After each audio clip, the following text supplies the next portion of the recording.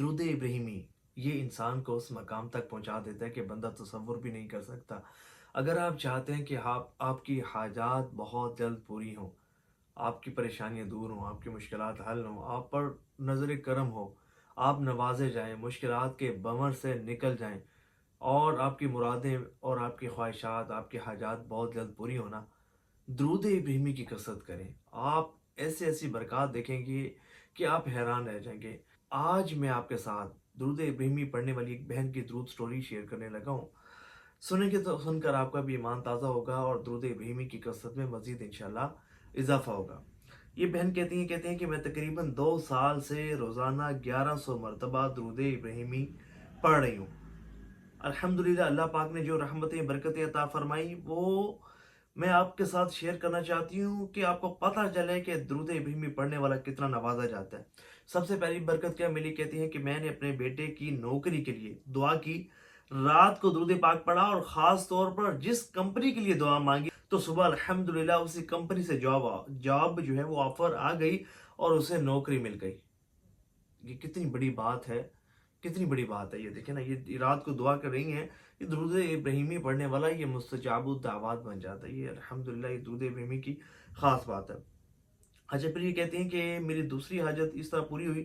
کہتی ہیں کہ میری بیٹی کا بہت اچھی جگہ رشتہ ہو گیا، اور بالکل ویسے ہوا جیسے ہم چاہتے تھے، اور میں نے اس کے لیے دعا کی کہ میری بیٹی کا رشتہ اچھی جگہ ہو جائے اور جہاں ہم چاہتے ہیں وہاں ہو جائے۔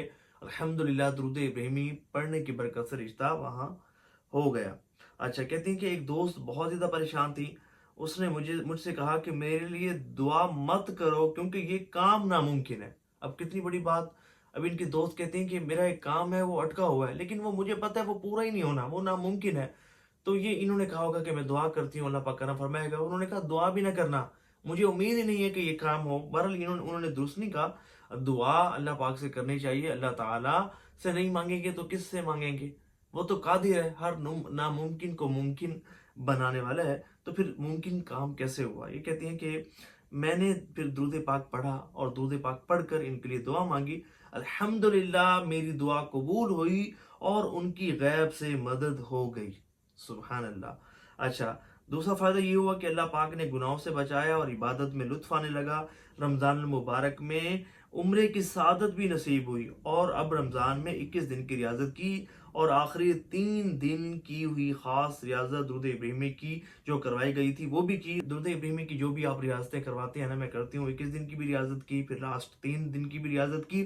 اب تو مجھے خوشبو بھی لگانے کی حاجت پیش نہیں آتی۔ جب میں درود پاک پڑھتی ہوں تو کمرے میں خوشبو ہی خوشبو ہوتی ہے، ٹھنڈی ہوا کے جھونکے میرے چہرے پر آتے ہیں، مجھے بہت زیادہ سکون ملتا ہے۔ ایسا لگتا ہے کہ جیسے کسی اور دنیا میں چلی گئی ہوں۔ میں آپ سب سے یہ کہوں گی کہ خدا کی قسم جو درود ابراہیمی کی فکر میں لگ جاتا ہے، درود پاک اس کی فکروں کو دور کرنے میں لگ جاتا ہے۔ اس لیے درود پاک کو مضبوطی سے تھام لیں، کم از کم ایک تسبیح لازمی پڑھیں، اور یہ میں بھی یہی میسج دوں گا۔ اگر آپ چاہتے ہیں نا آپ کے بگڑے کام سنورنا شروع ہو جائیں، آپ کی حاجات پوری ہونا شروع ہو جائیں نا، ایک تسبیح درود ابراہیمی کی لازمی پڑھیں، آپ دیکھیں گے حالات سنورتے ہیں۔ ایسے ایسی کرم نوازیاں ہوں گی کہ آپ تصور بھی نہیں کر سکتے۔ ثواب کی نیت سے اس ویڈیو کو شیئر بھی کیجیے گا۔